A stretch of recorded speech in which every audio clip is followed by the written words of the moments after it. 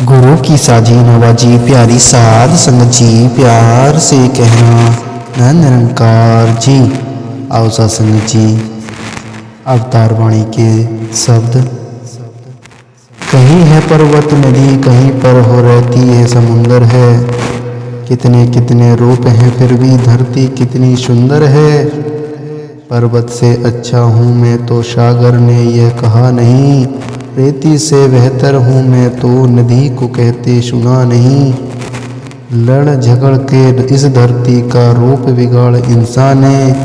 है अफसोस की मानवता को खूब उजाड़ा इंसान ने। जन्म लिया है धरती पर कुछ बनता कर्म हमारा है। इसकी सुंदरता को कायम रखना हम धर्म हमारा है।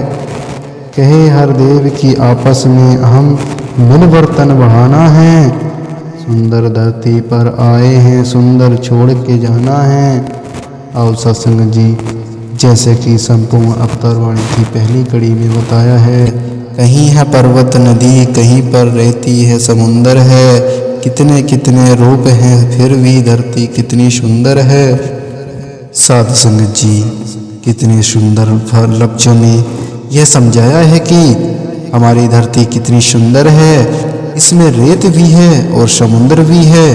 धरती पर इतनी भिन्न भिन्न तरह की दिखने वाली चीजें हैं। साध संगत जी, इसकी सुंदरता को हम निहार सकते हैं। हम इसके गुणों को देख जो इसको खूबसूरत बना रहे हैं। कुदरत में पहाड़ का जिक्र आता है तो यहाँ पहाड़ कितना ऊंचा और कितना मजबूत है। साध संगत जी, अगर पानी की ओर देखें तो कैसे नदी नीचे की तरह बहती है और अपने स्रोत समुद्र में मिल जाती है। सत्संग जी, मिट्टी से भी धरती में कितनी खूबसूरती है।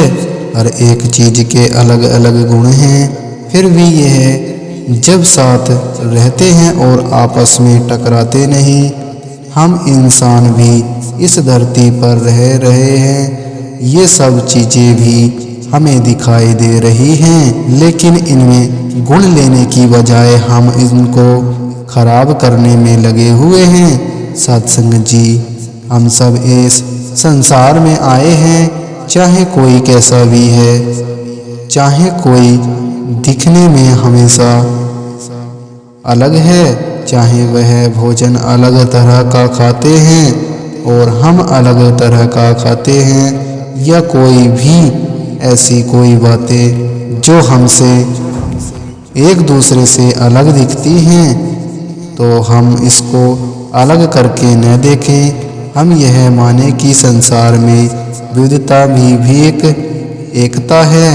भिन्न भिन्न प्रकार के जो फूल हैं, इनकी अपनी अलग अलग महक है और एक चीज़ जो दूसरों से चाहे कितनी भी अलग दिखती है, उसका सत्कार इस तरह करना है जैसे कि वह बिल्कुल हम जैसी है। हमें किसी को तुच्छ भाव या हीन दृष्टि से नहीं देखना।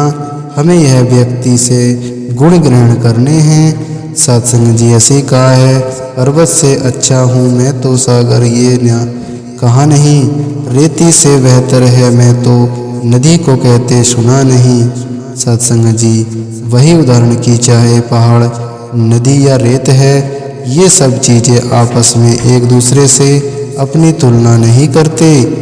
एक दूसरे को यह नहीं दिखाती कि हमारा काम तुमसे ज़्यादा महत्वपूर्ण है या हमारे अंदर तुझसे ज़्यादा गुण हैं। तो हम इंसान स्वयं को श्रेष्ठ मानने की गलती क्यों करते हैं। सत्संग जी, उदाहरण के तौर पर हम अपने हाथ की ओर देखें तो हर एक उंगली की लंबाई दूसरी उंगली से अलग है।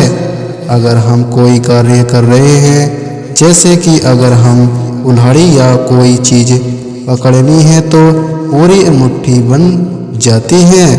सत्संग जी, अगर हमें भोजन करना है तो अंगूठे के साथ हमारी उंगलियां भी काम करती हैं। सत्संग जी, अगर हमें फ़ोन पर संदेश भेजना है तो सिर्फ अंगूठे से ही काम ही हो जाता है।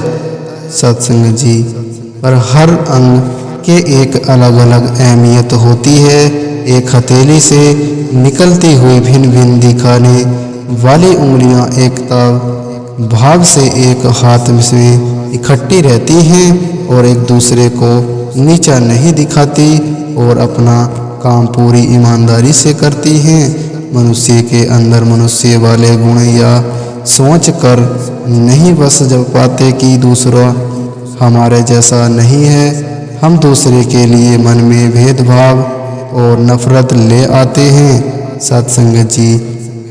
इसलिए हम सामने वाले व्यक्ति को आदर भाव से नहीं देख पाते। हर बार कोशिश करते हैं कि किसी तरह हम दुनिया के आगे उसकी बेइज्जती कर देते हैं। इसी तरह हम उसका मजाक उड़ाए और वह रोने को मजबूर हो जाए। ऐसे भाव हमारे मन में क्यों हैं? उस व्यक्ति के दिल को जिसमें यह परमात्मा बसा है सत्संग जी, हम चोट क्यों दे पहुंचाते हैं? हम यह बात समझें कि उस सब की अपनी एक अलग अहमियत है और हर एक का कार्य करने का तरीका भी अलग है। परमात्मा ने ही एक को अलग बनाया है और हर एक की शक्ल भी अलग बनाई है।